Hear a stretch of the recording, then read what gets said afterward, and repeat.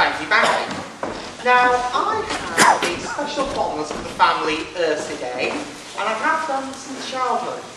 Whether it was a fondness of various lovable and not so lovable fictional Ursids, an admiration of the Tremarctos ornatus at Chester Zoo, or a combination of these and other factors, the Ursids, or the bears, to use their common name, are among my favourite animal groups. Now, you would expect the bears to hold little mystery.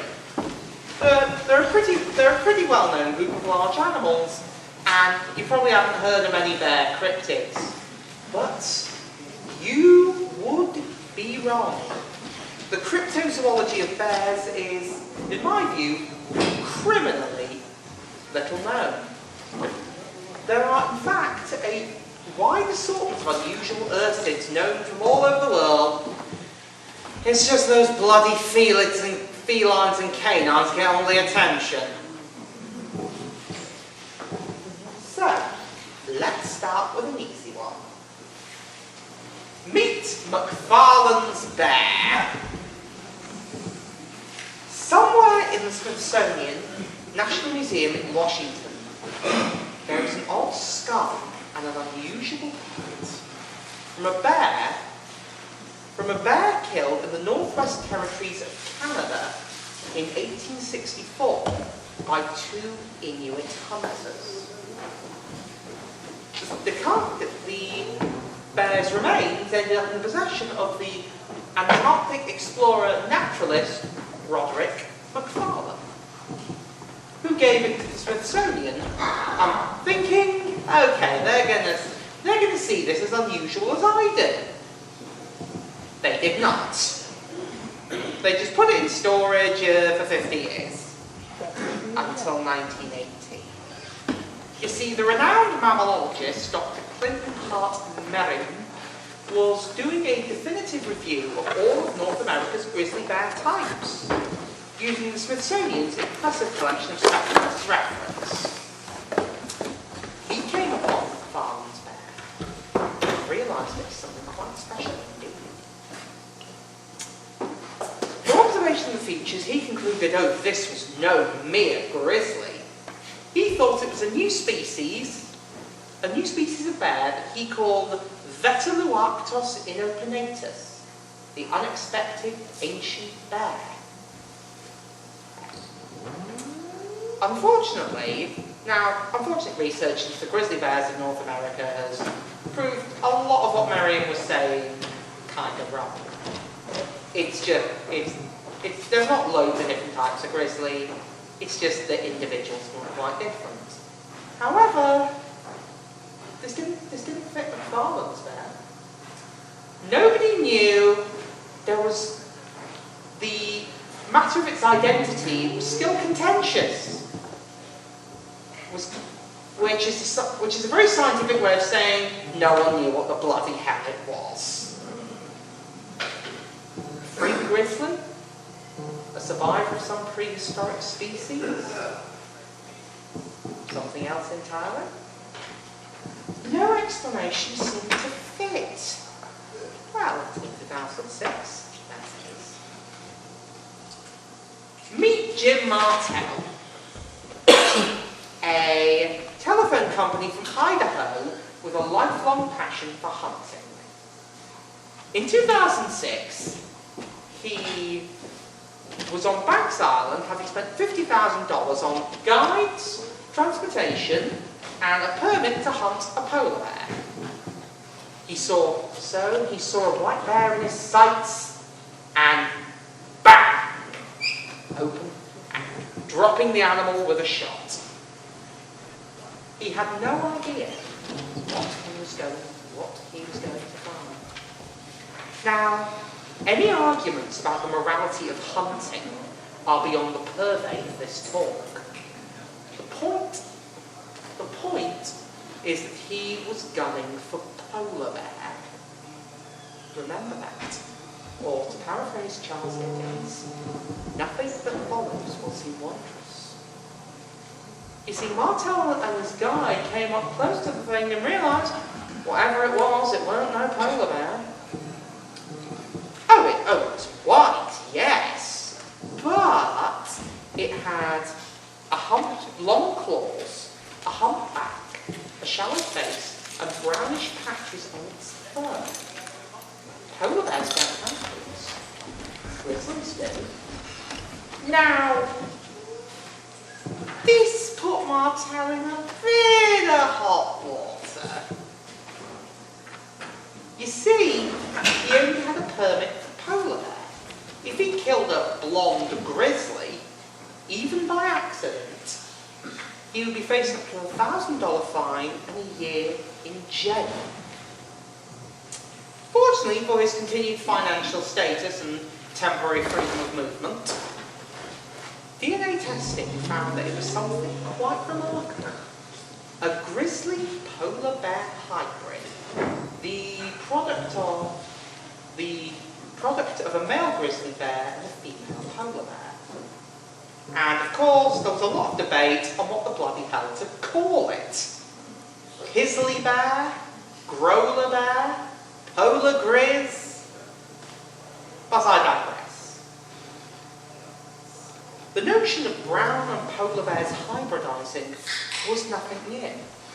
Mostly these are cropped up in captivity, the product of bears of different species being kept in the same exhibit. This happened most recently in the Ursids Zoo in Germany.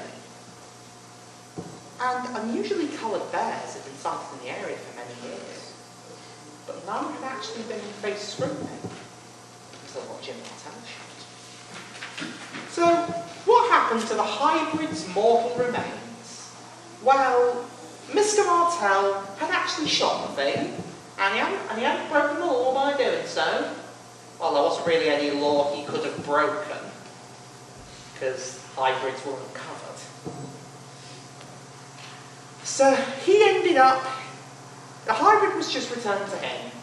He ended up with a place in the history books, and he didn't have to spend a year showering with other men. So all in all, I'd say it worked out pretty well for him. Several other hybrids have been shot, and many more sighted since. Now, this could.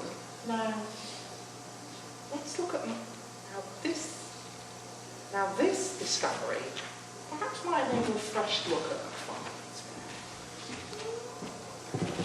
No DNA testing has been done on the remains, but the description of the coat seems to match known hybrids.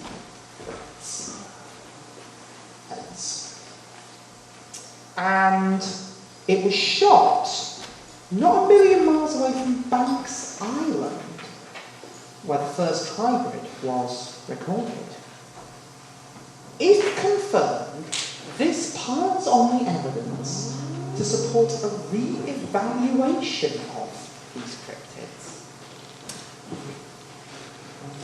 When Martel killed this hybrid beast, it was thought to be a sign of the times. Global warming enabling the grizzly's range expansion into regions previously only inhabited by polar bears. However, more recent studies imply that interspecies dating has been going on a bit longer than anyone anticipated. Genetic studies of brown and polar bears have found the two species have been interbreeding since the Pleistocene. The bears of the Alexander Archipelago in Alaska have polar bear mitochondrial DNA, but 90% brown bear nuclear DNA. The descendants of male grizzlies from the mainland, who quite liked bigger ladies, mating with female polar bears. If McFarlane's bear is indeed a hybrid, it would be the earliest recorded one, predating Jim Martel's by a little over 140 years. And if confirmed, it piles on the evidence for what must have been going on all along. The two species have been interbreeding for years, and no one was any the wiser. A short hop across the Bering Sea enables us to encounter the rather more unusual ursine cryptid found in the Kamchatka Peninsula in the far northeast of Siberia, called the Iroquois, or Iroquois, also known as the caterpillar bear or the god bear. It is said to have white fur and be twice as big as Kamchatka's notably large brown bears, 6 feet tall at the shoulder and up to 1.5 tons. It has a relatively short snout and long forelimbs in relation to its back limbs. The local reindeer herders hold the beast, which occasionally preys on their herds, in great dread. And they have a surefire plan of attack if ever confronted by one. Would you all like to hear what it is? Run away. Run as fast as you can in the opposite direction. Well, that's still a fire, am I right? In the spring of 1987, after a decade of collecting reports, hunter Rodion Sibalov obtained the skin of a giant white bear. According to the reindeer herders, this was an Iraqi. He sent samples from it and the photograph of the pelt to a number of zoologists for their opinion. Pretty much all of them said it weren't of any animal they knew of. Rather sadly, the pelt's fate remains unknown. Stories of giant bears in Kamchatka were nothing new. In 1936, a Swedish zoologist named Dr. Sten Bergman had visited the area and heard stories about gigantic bears. Initially sceptical, he was shown pelts, skulls and paw prints larger than any bear known to live in the region. And this understandably caused him to change his tune fairly quickly. Now, Dr. Bergman believed these bears to be a giant subspecies of the brown bear. However, the late zoologist Nikolai Vereshchagin believed the ape was something rather more unusual. A surviving representative of this little charmer. Meet Arctodus simus, also known as the giant short-faced bear. 6 feet tall at the shoulder, 11 feet tall at its hind legs. Tall enough to look into your bedroom window. So, yeah, keep those curtains closed. It was one of the largest mammal carnivores to ever walk the earth. It was the terror of the continental United States, with a range spanning from Alaska to Florida, even to northern Mexico, for tens of thousands of years before seemingly going extinct roughly 11,000 years ago. How did it end up in Siberia? You see, during the late Pleistocene, Alaska was joined via the Bering Land Bridge to Siberia. This land has been called Beringia. Various animals went across the land bridge to different continents. Humans, cyber antelope and woolly mammoths went east. Animals like horses and camels went west. Perhaps Arctodus was among those who made the crossing.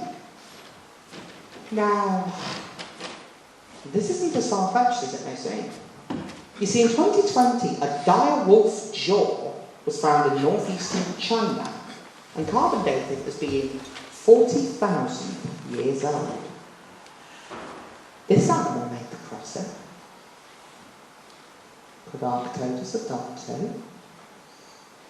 Appearance-wise, it matches up fairly well. Giant size, a short snout, and longer front legs than back. So, if you go down to the woods today in Kamchatka, you'd be in for a big surprise. Because the teddy bears might be having you for their picnic. Hopping back across the Bering Strait, the Native Americans tell tales of giant bears that resemble the Iroquois. David Cusick reports that during the reign of a chieftain known as Arturtaho II, a massive bear invaded the territory of the Iroquois, killing many people. When the animal was eventually killed after a fight with a big cat, it was so large that two men could not carry a single limb over their shoulders. Another Iroquois story is about the genesis of the Big Dipper. Three hunters seek to kill a giant bear that is terrorising their village and pursue it literally to the ends of the earth, up into the heavens and everything. The hunters and their dog become the handle of the Big Dipper, and the bear itself is the main portion. Now, one of the most curious features of this bear is its ability to summon snow to mask its tracks, which understandably makes hunting it rather difficult.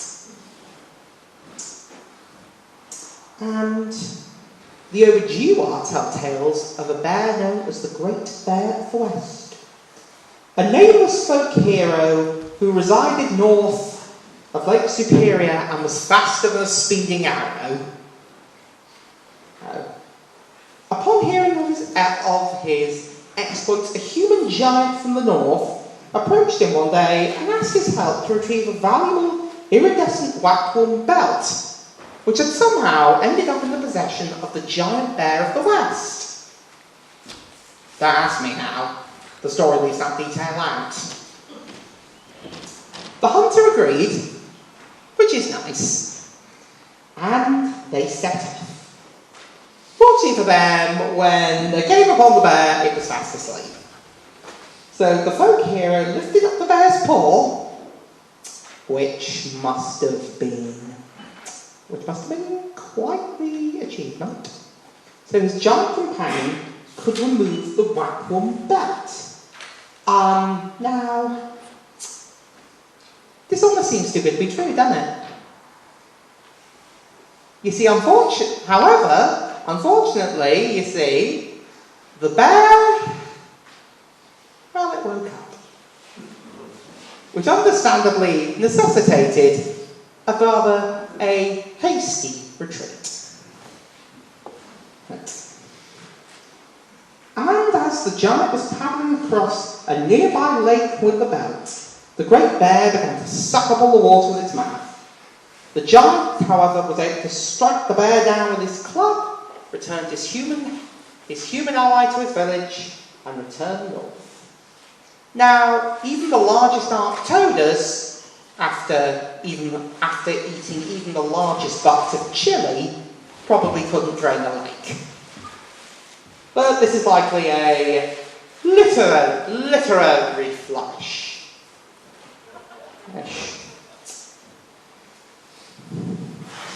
Now, here's a rather interesting addendum that I'm just gonna bring up. The Ojibwa believe that the Great Bear of the West must have lived prior to their mythical deluge, in which they believe the great beasts of the earth were extinguished. Now, there's something to be said for this, but that's a story for another day. Moving further south, the Great Plains Indians tell tales of monstrous bears, which they call the Mutto. And in several northern plains tribes, the infamous monolith, the Devil's Tower, or to use its proper name, Bear Lodge,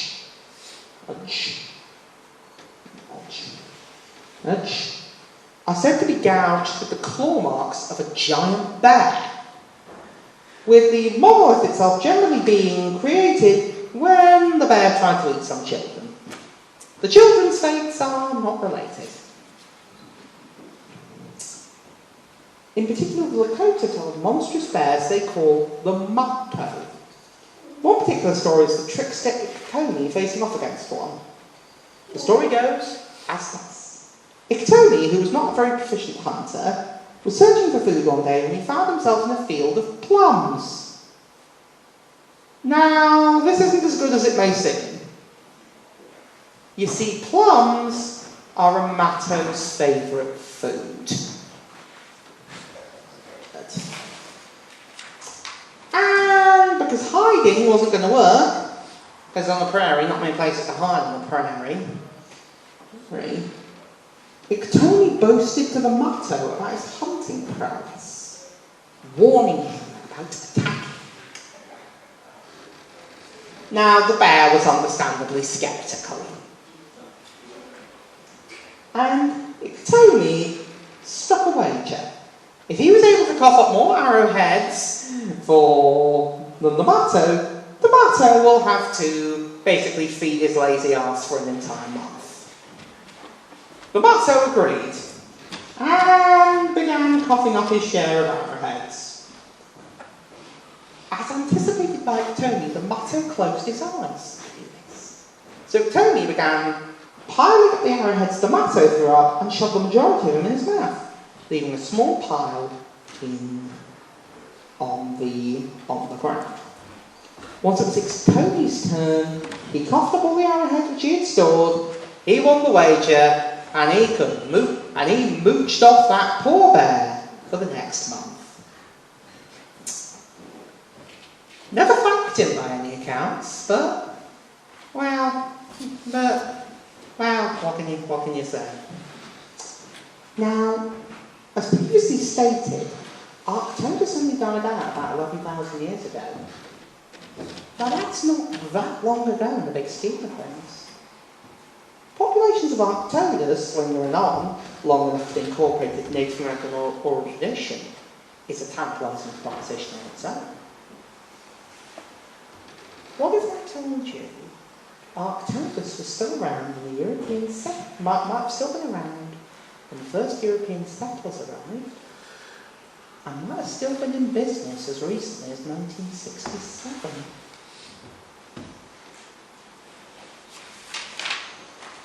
According to the cryptozoology pioneer Ivan T. Sanderson, early settlers of North America told of a grizzly bear that lived on the Great Plains and hunted bison, much larger than the grizzly bear you probably thinking of.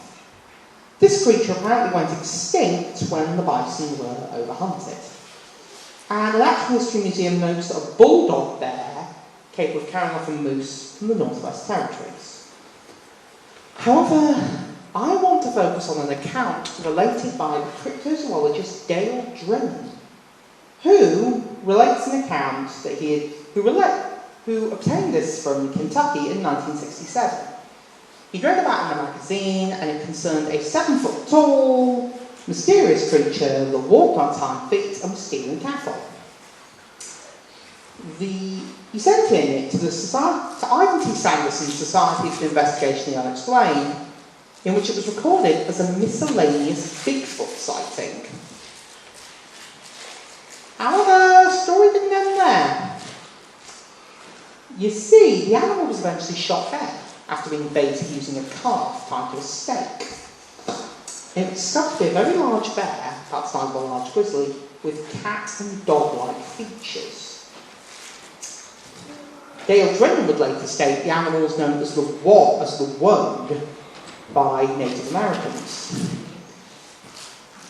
Now, creatures matching this description are reported from all over the United States. They're described as very large, longer front legs than back legs, and short, cat-like faces.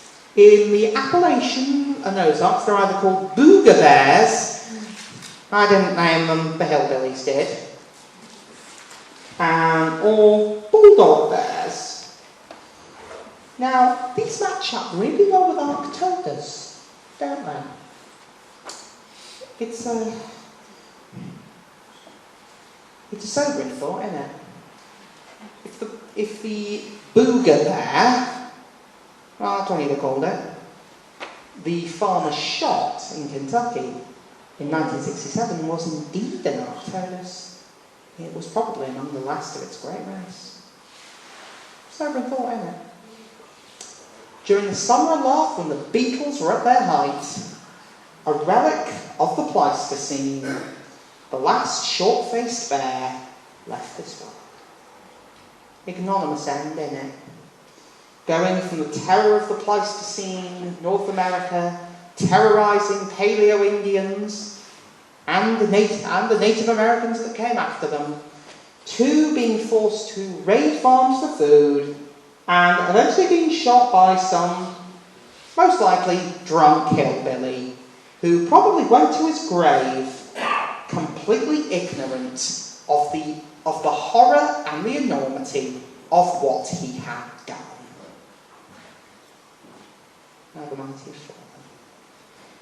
Anyway, moving on. The Northern Hemisphere ain't got any monopoly on bear mysteries. Hopping across the Aryan Gap, South America has its own mystery bears.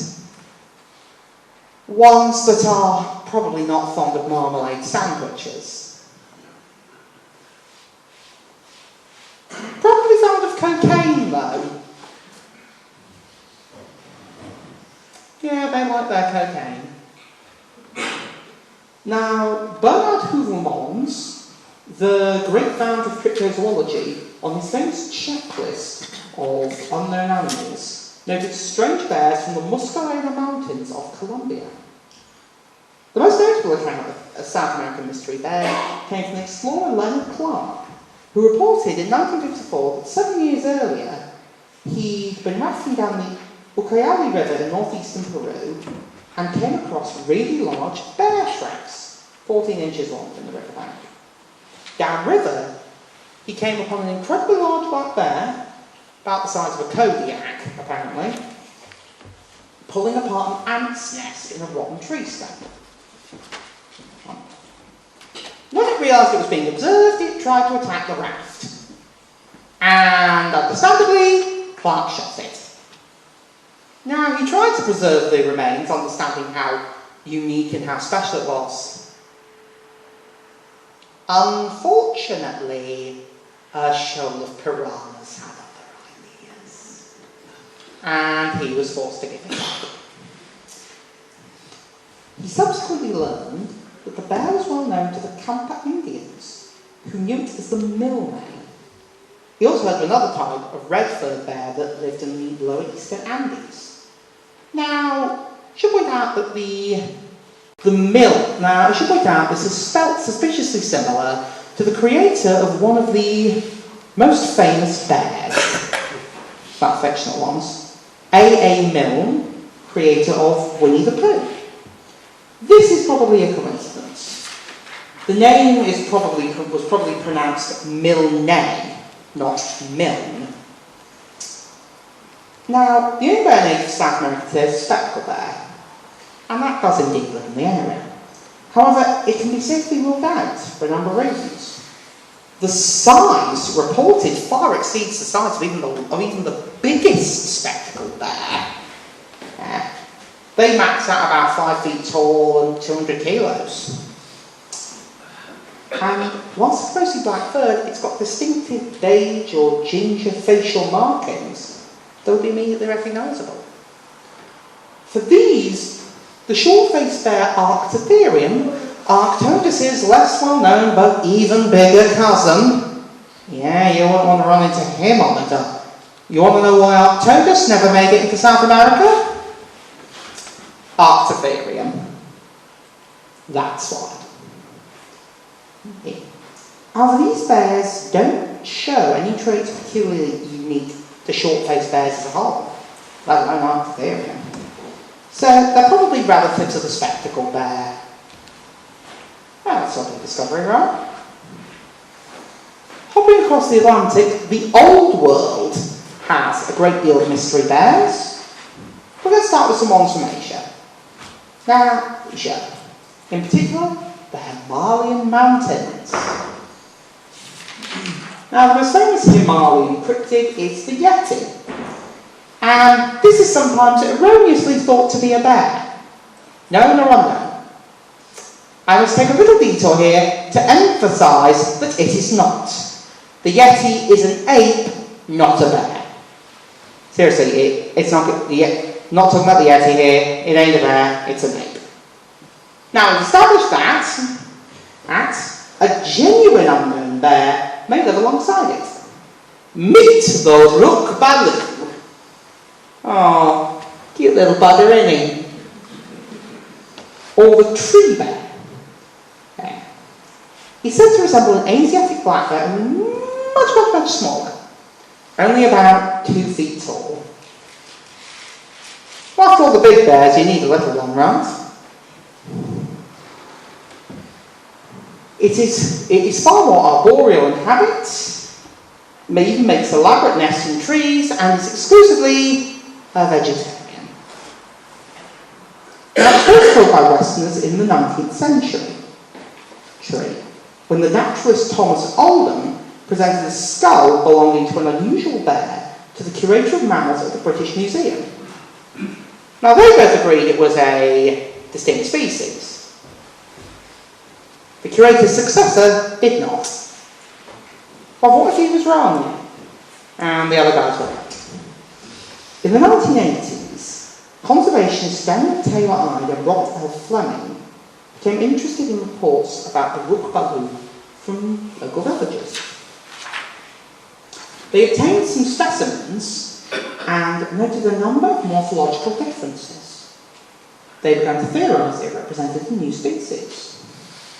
Further investigations found more reports and even a specimen in the Nepalese Zoo. Detailed measurements were taken, and further expeditions in the Baroon Valley obtained yet more skulls. 11 in total. Most of these were revealed to be young Asiatic black bears.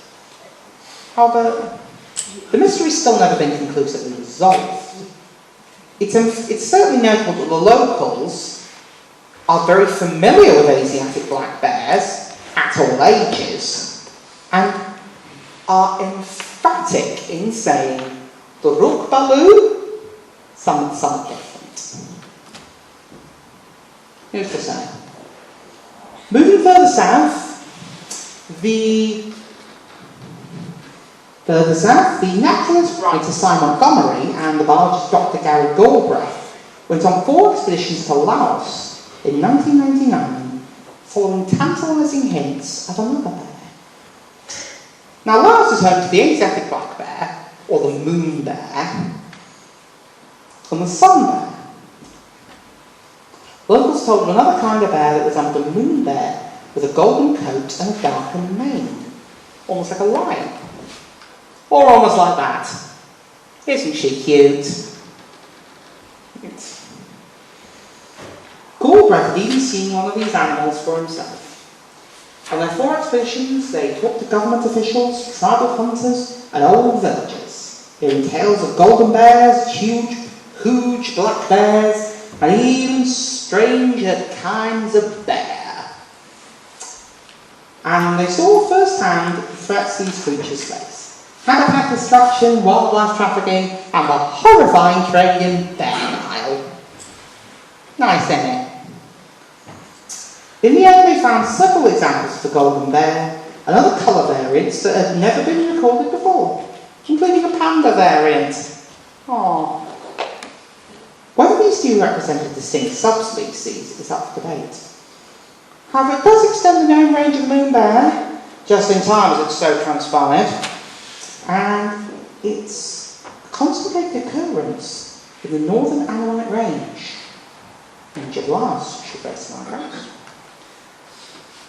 Now, all the bears, the cryptid bears of North America and Siberia, the Iroquois, the McFarlane's bear, and the Native American bears, yes, are indications of the bear's past. The rook baloo, the golden moon bear, these might be tantalising hints at the future. We may be getting, with the rook baloo and the golden moon bear, a real-time insight into the 1 in a million evolutionary process that causes one species to become a lot. If we can only keep the bloody things alive, of course. Now, this shouldn't be a big ask. It really shouldn't. Yeah, it makes us suffer a miserable race, but it is. Anyway, now our last stop on our Ursine World Tour is Africa. I don't mean the Nandi bear. That ain't a bear. There are no bears in Africa today. Well, this wasn't always the case. During the Pleistocene, the Eurasian brown bear lived in most of northern Africa, represented by a small subspecies named the Atlas bear. It once lived in a range spanning from Morocco to Libya. Unfortunately, a combination of hunting, particularly from the Romans. The Romans captured and killed them in their thousands. Ourselves. Yes. And the destruction of the forests that once cloaked northern Africa, the bears' range shrank until their last stand, the Atlas Mountains. They persisted to the 19th century. There was one in the Marseille Zoological Gardens in 1930. Unfortunately, for many years it was thought to be the same as the Syrian brown bear. However, the zoologist Edward Blythe, with the help of an Englishman named Crowther, became convinced that the bear of the Atlas Mountains was something distinct. Crowther provided a skin, which was unfortunately lost, but the description of it was good enough to provide the basis of the formal description of the Atlas bear. Right after that, it went extinct. So time as it transpired. However, small brown bears that resemble the Atlas bear are seen in their old haunts to this day. Now some argue, oh, this is mere linguistic confusion. The Arabic names for the bear, dub, and the Arabic name for the striped hyena, dubab, sound very similar. However, do you think a large striped hyena could be mistaken for a small brown bear? No, it couldn't. And it's a small brown bear, that's what people consistently describe. Perhaps the Atlas bear is still with us, learning to hide from its greatest enemies, humans. Now, we've come a long way, right across the globe, in fact. And one thing is clear, the Ursids hold a great deal of mystery. Prehistoric survivors, hybrids, weird versions of species we're already familiar with. There are plenty of questions waiting to be laid bare by continuing cryptozoological research. However, I hope by bringing these unknown ursines out of their undeserved obscurity, I have made this seemingly unsurmountable or surmountable task a little bit more bearable for future cryptozoologists. I also hope that for any arctophobes in the audience, I apologise if this talk has ruined your evening.